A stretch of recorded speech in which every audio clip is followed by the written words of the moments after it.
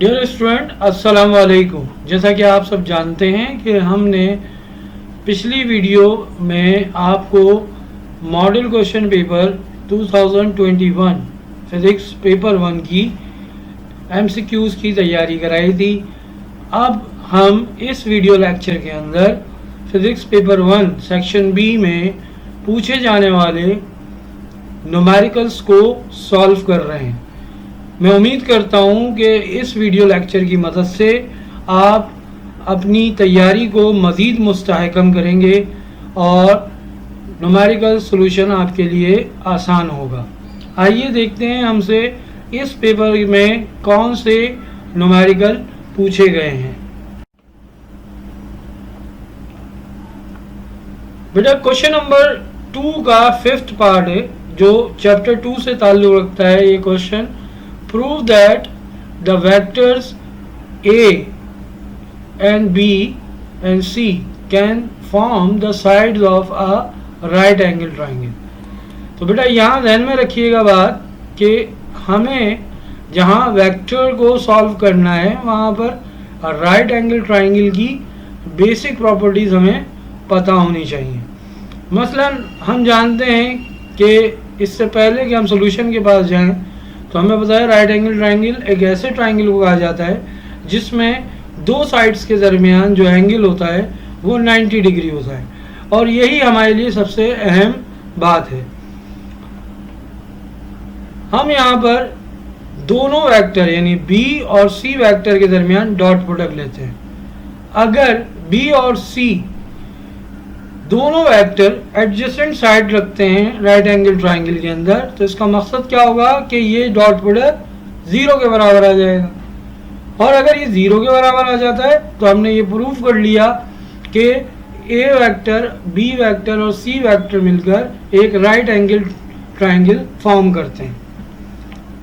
देखें बेटा, dot product लेने का तरीक़ाकार आई वाले वेक्टर को आई वाले से मल्टीप्लाई करते हैं, जे वाले को जे से और के के कोफिशिएंट को के यूनिट वेक्टर के कोफिशिएंट से मल्टीप्लाई करते हैं। तो बेटा 3 1 3 I dot I plus minus minus 1 into 1 1 होगा और जे डॉट जे। इसी तरह 2 इंटू 1 2 और माइनस अपनी जगह पर मौजूद है के डॉट के। According to dot product I dot I, J dot J और के डॉट के क्या होता है 1 होता है। तो बेटा ये आपके पास क्या आ गया 3 minus 1 minus 2 that is 3 minus 3 B dot C is equals to 0। तो बेटा ये आपने प्रूफ कर लिया कि जनाब ये दो वेक्टर्स जो हैं एक दूसरे के परपेंडिकुलर हैं। Since from above result is proved these vectors form the right angle triangle because B vector perpendicular to C vector. इसका एक और आइए बेटा हम इसके ऑल्टरनेट सॉल्यूशन की जाने बात है। ऑल्टरनेट सॉल्यूशन क्या कह रहा है कि आप सबसे पहले क्या करेंगे, तीनों वेक्टर्स की मैग्नीट्यूड फाइंड करेंगे। ए वेक्टर की मैग्नीट्यूड निकालने का तरीका यानी यहाँ रेडिकल ए एक्स कॉम्पोनेंट का स्क्वायर, ए वाई कॉम्पोनेंट का स्क्वायर और ए के जेड कॉम्पोनेंट का स्क्वायर का सम। तो बेटा आपके पास ए वेक्टर मौजूद है, आपने उसके कोफिशिएंट्स लिखना शुरू किए और यह आपके पास ए वेक्टर का जो है मैग्नीट्यूड आया √17। सिमिलरली आप बी वेक्टर के लिए भी यही काम करेंगे, बी एक्स का square plus B Y square plus B Z square √ के अंदर। तो लिहाजा आपके पास सॉल्यूशन आया √14 जो है मैग्नीट्यूड ऑफ वेक्टर बी है। इसी तरह आप सी वेक्टर की भी मैग्नीट्यूड फाइंड करेंगे तो यह आपके पास √3 के बाद आती है।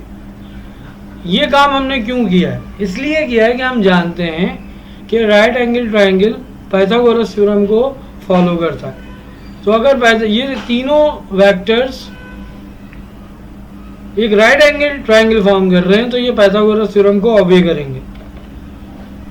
यह आपको पता है पाइथागोरस थ्योरम है, हाइपोटेनस का square is equals to perpendicular का स्क्वायर प्लस बेस का स्क्वायर। तो बेटा A square is equals to B square plus C square के बराबर होना चाहिए। आप देख सकते हैं ये आपने ए बी और सी की बिलतरतीब जो है मैग्नीट्यूड्स जो है इस फॉर्मूले में पुट की थ्योरम पाइथागोरस के थ्योरम में।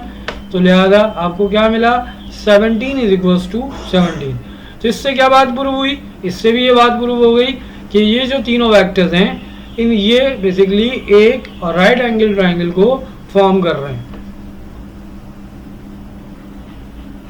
Since from above result it is proved that these vectors form the right angle triangle.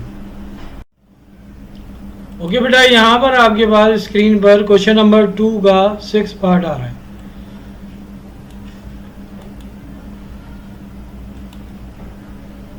Question में आपसे पूछा जा रहा है two coherent sources are placed 1.8 centimetre apart. Interference fringes are obtained on a screen 80 centimeter away. The fourth bright fringe is at a distance of 1.08 centimeter from the central fringe. Calculate the wavelength of light used. तो बेटा यहाँ पर इससे पहले कि हम इस question को सॉल्व करने जाएं, बड़े इत्मीनान से एक बात बता दें कि मॉडल पेपर में ये जो डायमेंशंस यानी मेजरमेंट दी हुई हैं आपको डिफरेंट, इसमें एक टेक्निकल इशू ये आ रहा है कि आप इससे सॉल्व करेंगे तो वेवलेंथ की जो वैल्यू आएगी वो विजिबल रीजन से बाहर आएगी, क्योंकि वेवलेंथ की जो विजिबल रीजन में रेंज है वो है 4000 एंगस्ट्रॉम से 7000 एंगस्ट्रॉम या 400 नैनोमीटर से 700 नैनोमीटर. तो बेटा हमें इसमें थोड़ा सा इसको क्वेश्चन को सॉल्व तो ऐसे ही किया जाएगा, बट मेजरमेंट का इशू है वो हमने यहाँ पर करेक्ट किए हैं ताकि सही आंसर आ सके.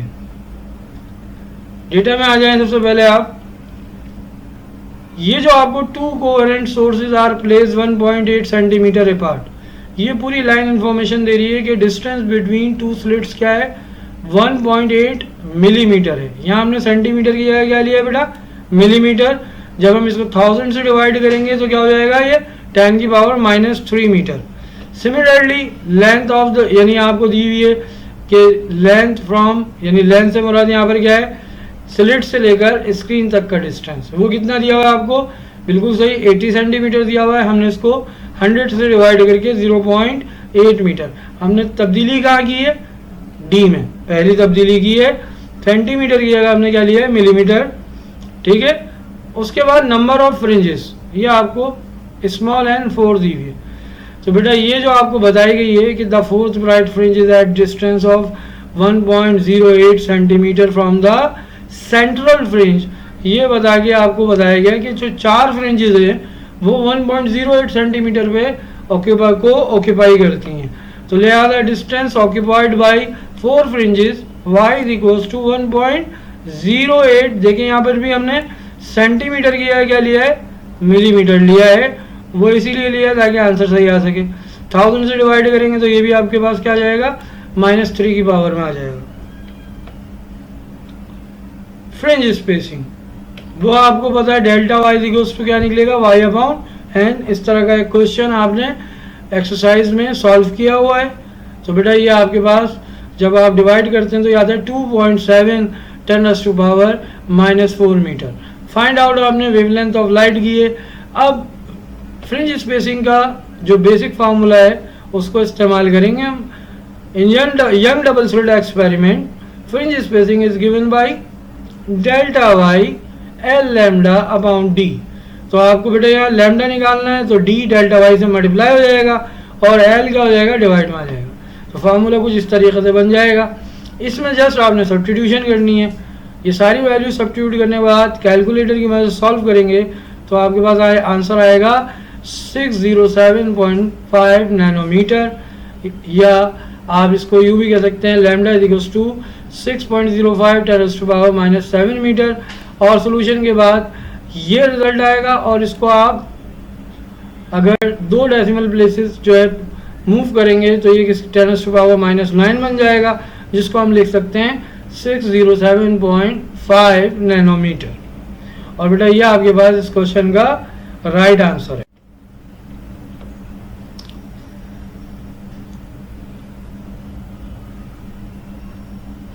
इंतहाई आसान क्वेश्चन, क्वेश्चन नंबर 2 का 7th part. Find the speed of sound in air at 50 degree centigrade and 70 degree centigrade. Take speed of sound 332 metre per second. तो बेटा डेटा फॉर्म कर लें। सबसे पहले T1 आपको दिया हुआ है 50 डिग्री सेंटीग्रेड, उसमें आपने 273 ऐड किया और उसको केल्विन में कन्वर्ट कर दिया।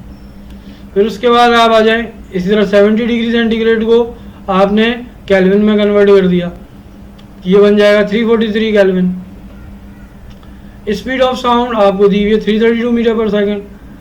अब वेलोसिटी ऑफ साउंड या speed of sound at temperature 1 और एट टेम्परेचर 2 ये हमें मालूम करनी है। तो लिहाजा बेटा सोल्यूशन पे आते हैं। फॉर्मूला क्या है, V equals to V naught temperature divide by 273। इसके अंदर आप पहले T1 रखें और कैलकुलेशन करने के बाद आपको मिलेगा 361.2 मीटर पर सेकेंड। ये पहला आंसर हो गया आपके पास। इसी तरह दोबारा आप इसमें टेम्परेचर रखें 343 यानी कि जो कि वैल्यू है जो कि कॉरस्पॉन्ड कर रही है 70 डिग्री सेंटीग्रेड को। तो बेटा यहाँ पर पुट करने के बाद ये कैलकुलेट किया तो ये आया 372.13 मीटर पर सेकेंड। तो बेटा ये इंतहाई आसान क्वेश्चन है, आपको जैसे ये फार्मूला याद रखना है और उसके बाद इसमें ये टेम्परेचर सब्स्टिट्यूट करने हैं तो आपको speed of sound in air in different temperature हासिल होते हैं।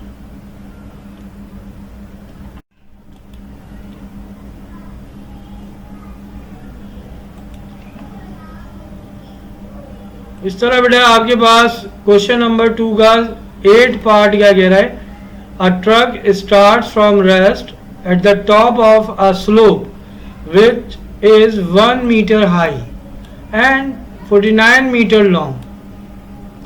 Find its acceleration and speed at the bottom of the slope, assuming that friction is negligible. बेटा इंक्लाइन प्लेन का क्वेश्चन है, चैप्टर 3 से ताल्लुक रखता है। इस तरह का और कई एक क्वेश्चन आपने मैट्रिक में भी सॉल्व किए हैं और यहाँ हमारे साथ आपने इंक्लाइन प्लेन के कई क्वेश्चन सॉल्व किए हैं। तो बेटा आइए ज़रा देखते हैं इसको किस तरीके से हम सॉल्व करते हैं। सबसे पहले हम डेटा फॉर्म करेंगे। हाइट ऑफ द स्लोप हमें गिवन है 1 metre, length of the slope given है 49 मीटर। ये बहुत अहम है। एक्सेलरेशन ए मालूम करना है हमने। देखें ये आपके पास इंक्लाइन प्लेन आ गया, ये लेंथ आ गई और इसी तरह ये हाइट आ गई। सॉल्यूशन की तरफ आएंगे तो हमें इंक्लाइन प्लेन का एक्सेलरेशन तो पता है क्या होता है। ऑब्जेक्ट्स का जो ऑब्जेक्ट इंक्लाइन प्लेन पे मूव करते हैं उनका एक्सेलरेशन g sin थीटा के बराबर होता है। तो बेटा g तो हमें पता है 9.8 मीटर पर सेकेंड स्क्वायर होता है। साइन थीटा हम यहाँ पर इन दो साइड्स की मदद से निकालेंगे।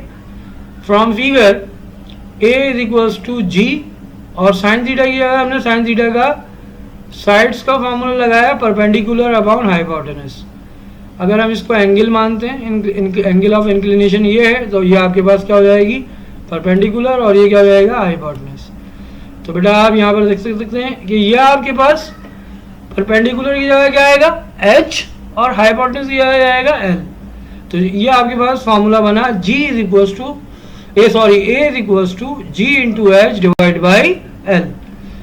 जस्ट वैल्यू पुट की 9.8 मल्टीप्लाई बाई 1 अपॉन 49। तो यह आपके पास कैलकुलेशन के बाद 9.8 0.0204 आया। After multiplication you will find acceleration 0.2 metre per second square. तो बेटा इस तरह करके यह आपके जो मॉडल पेपर में मौजूद क्वेश्चन हैं न्यूमेरिकल हैं वो हमने यहाँ पर सॉल्व किए हैं। इससे रिगार्डिंग इस लेक्चर से रिगार्डिंग या कोई भी प्रॉब्लम अगर आपको न्यूमेरिकल्स में हो रही है तो बराए मेहरबानी आप व्हाट्सएप ग्रुप पर उस इंडिविजुअली इस प्रॉब्लम को शेयर करें ताकि बर वक्त उसका तदारुक किया जा सके।